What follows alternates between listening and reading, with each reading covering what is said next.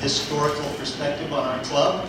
So I put together, with the help of pictures that Howard gave me, a project we did back in 1992, and we did this to honor our late President Bill McPhail, who had passed away. And one of the things we did was to create a Rotary Memorial Grove in Plaza Park. Another thing we did that following year was to create the Interact Club at Bella Vista, which was a dream of Bill McPhail. So this is a little slideshow of the construction of our Rotary Memorial Picnic Grove, which now has harbor and everything else there. When we approached the Park District, we were originally going to put a picnic area in the lawn area, but they had an old street that prior to the construction of the amphitheater, which is over there on the far right, had gone all the way through from Park to California. And it was paved, and it had some huge eucalyptus trees that froze out in the frost of 1990, and they took those down. The Park District wanted us to use that area for our Memorial Grove. So we got started on construction. The Park District tore all the pavement. We had curbing that had to be removed, drop inlets to be removed. We had power poles in the middle that were relocated to the wall of the amphitheater. This is the view in the grove looking towards the north, towards the Kwanzaa Hut building. So this is tearing up the asphalt. And we ordered from Oregon, I think about 5 or 6 large bald and burlap trees, which we installed. Only one is left still, and it's over by the electrical box. The others got removed over the years. There's Bob Walters there. I'm not sure who the other people are. Here we were putting the trees into place. I think that's me down there with the dark hair.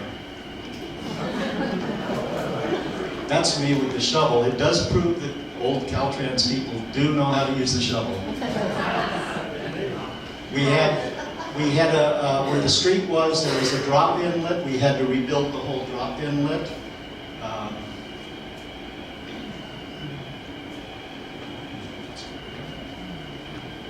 There's somebody working on the forms for the drop inlet. Pouring new curb along Park Avenue.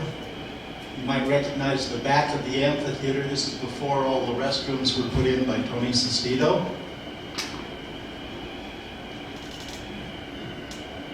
There's some Rotarians mixing cement for the curb and for the drop inlet. And we brought in, I don't know how many tons of decomposed granite, because after we tore up the pavement, there was about 8 or 12 inches of grade that we had to bring up, and we did it all with decomposed granite. So if anybody ever has to plant another tree or something, they got to go through a big layer of that.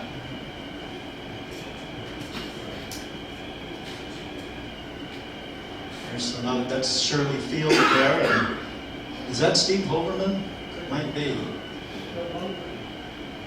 That's Till Lundgren over there, our old piano player, who had the most longevity in the club at the time. We also put in a flagpole, which hasn't gone in yet in this picture. There's Shirley Field, spreading BG along Park Avenue there. Jim Racy, and I'm not sure who that is on the compactor there, but see the curb being shown in the background. There's me again and Warren McWilliams. Yeah, skinny little Warren there. Here, I think that's Jim Racy in the background. There's Art Sutter. Howard, you should have taken better photographs. We recorded this history that a good thing I think we did. Here's more of the compacting all that decomposed granite. We actually only put in 4 picnic tables. I got it wrong. I looked at the plan and we had the 4 picnic tables we bought and installed. And these were the credits. Mike Vince's J.R. Roberts Corporation did a lot of work. And we got free concrete. We did have to pay for the decomposed granite. And there's the work crew down there. You might recognize a few names. I think they did. Now here we got Don Gaynor. Who's that? Is that Niall Donahue in the back? Bob Vogel, Bob Jackson, Warren McWilliams, Steve Hoberman. I'm not sure who that is in the back. Is that Dan? Charlie Edgett. Here we have Jim, who's our president, Jim? Mulligan. Don Williamson, and me. We got some good press. Then, short time later, the Park District, maybe 2 years later, decided they were going to put restrooms in there. So they put these restrooms in right in the middle of our grove, and we had a big protest. And Fair Oaks Club rips park board. Park restrooms leave Rotary Club flushed. So I came up with an arbor design, and Mike Vince's company built it. And the Park District abandoned their project. I guess that's the end of that. So lights on again. And then a few years later, in 1995, in front of the arbor, during Fair Oaks' 100th anniversary celebration, we buried a time capsule to be opened in 2095. So I won't be there, but any of you guys that are there, you'll see what we hid away. Thank you. Great, Ralph. Thank you very much. All right.